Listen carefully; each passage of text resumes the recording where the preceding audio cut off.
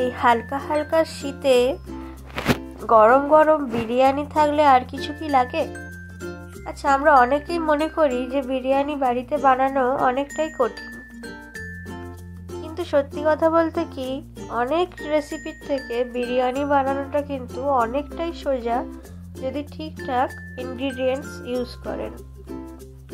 চলুন দেখে নিই কীভাবে সহজে বিরিয়ানি বানানো যায়।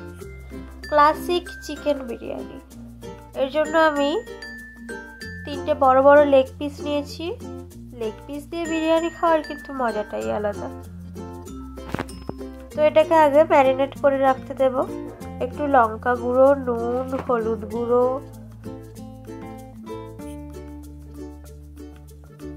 আর দিয়ে দেব একটু আদা রসুন বাটা 2 চামচ মতো। তার সাথে সাথে যে প্যাকেট বিরিয়ানি মশলাটা আছে সেটাও দিয়ে দেব।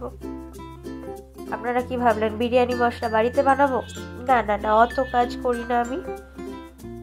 আর দিয়ে দেব 1 বাটি টক দই। এগুলো দিয়ে চিকেনটাকে ভালো করে ম্যারিনেট করে রাখবো।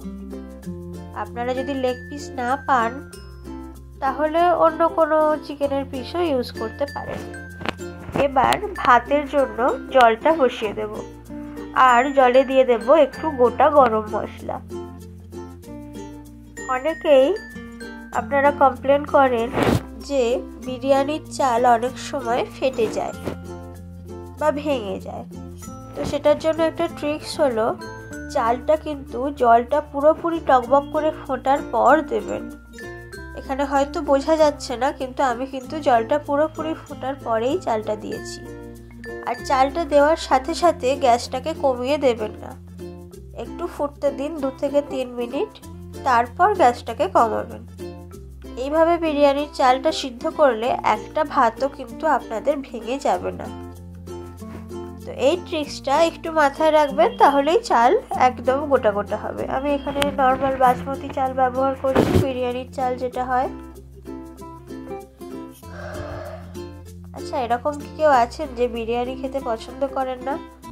কমেন্ট করে কিন্তু জানাবেন। আমার তো মনে হয় বিরিয়ানি একটা জাতীয় খাবার, সবারই পছন্দ।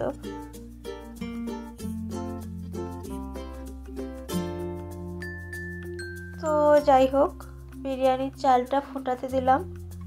বেশিক্ষণ ফোটাবো না, 10 মিনিটের মধ্যেই এটা ফুটে যাবে আর 80% কুক হয়ে যাবে। ততক্ষণ চলুন একটা অন্য গ্যাসে একটু আলুগুলো ভেজে নিই। আচ্ছা, আলু ভাজার আগে পেঁয়াজটাকে আমি একটু বেরেস্তা করে নিচ্ছি। সরি, এটা বলতে ভুলে গিয়েছিলাম। কতটুকুলো পেঁয়াজ দিয়ে সেটাকে অল্প আঁচে ভেজে ভেজে লাল করে নেবেন। যখন সেগুলো ব্রাউন হয়ে যাবে তখন নামিয়ে রাখবেন। হয়ে গেল বেরেস্তা। বেরেস্তাটা তোলার সময় একটা পার্চমেন্ট পেপারের উপর তুললে কিন্তু খুব ভালো হয়, তাহলে ওর এক্সেস যে অয়েলটা থাকে সেটা ঝরে যায় আর বেরেস্তাগুলো আরো বেশি ক্রিস্পি হয়ে থাকে। এবার আলুগুলো ভেজে নেব। এবার আমাদের চালটা সিদ্ধ হয়ে গেছে। তারপর চালটাকে জল ঝরিয়ে একটু ঠান্ডা করতে দেব এরকম একটা থালার মধ্যে। ততক্ষণে আলুগুলো বেশ ব্রাউন কালারের ভাজা হয়ে গেছে।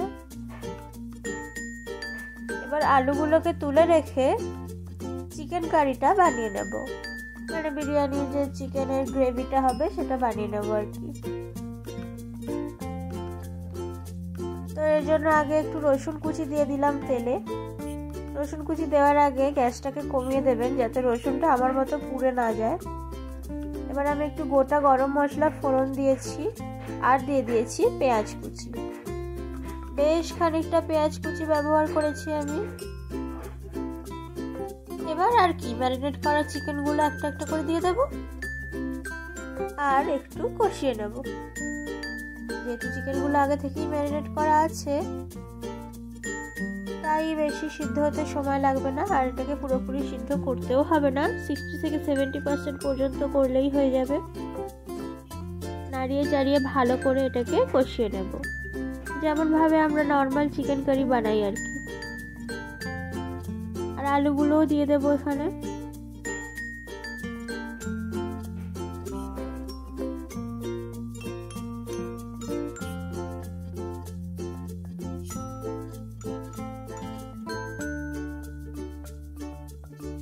এটাকে খানিকক্ষণ ঢাকা দিয়ে রাখবো, ওই 5 থেকে 7 মিনিট মতো।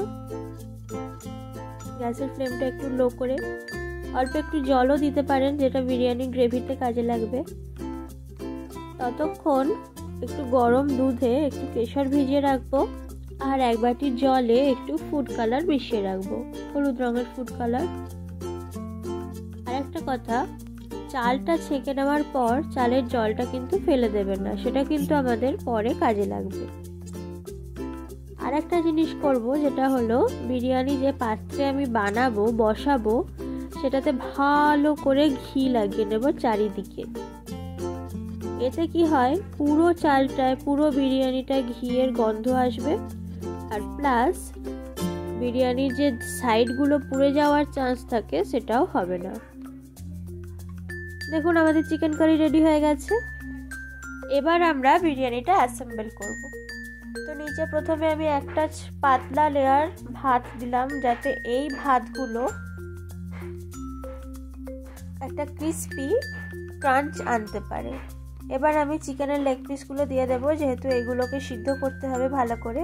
আর তার সাথে চিকেনের গ্রেভিটা একটু একটু দিলাম, তার উপরে আর একটা ভাতের লেয়ার দেব।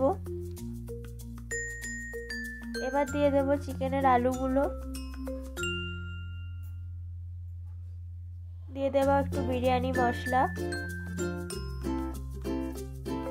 এরপরে আরো একটা ভাতের লেয়ার দেব।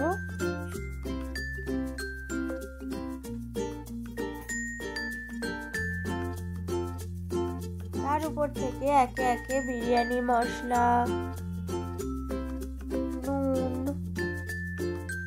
কেওড়ার জল, গোলাপ জল, আগে থেকে ভিজিয়ে রাখা রং, ফুড কালার আর কেশর দিয়ে দেব। আর দিয়ে দেব পেঁয়াজ কুচি বা বেরেস্তাটা।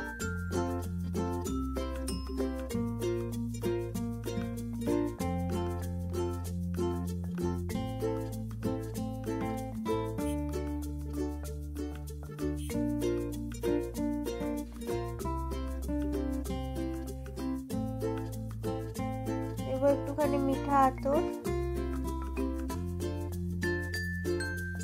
আর 3টে ডিম সিদ্ধ।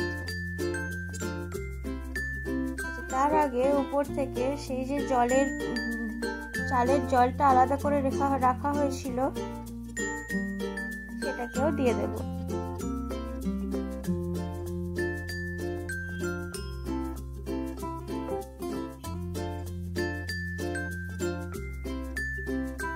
এবার ডিমগুলো দিয়ে ঢাকা দিয়ে দেব, আর ঢাকাটার উপরে একটা ভারী কিছু জিনিস বসিয়ে দেব। এবার বিরিয়ানিটা দমে বসাবো 40 মিনিট মতো। 40 থেকে 50 মিনিটের মধ্যে বিরিয়ানি রেডি হয়ে যাবে। দেখুন একটাও চাল কিন্তু ভাঙেনি, একদম ঝরঝরে বিরিয়ানি হয়েছে।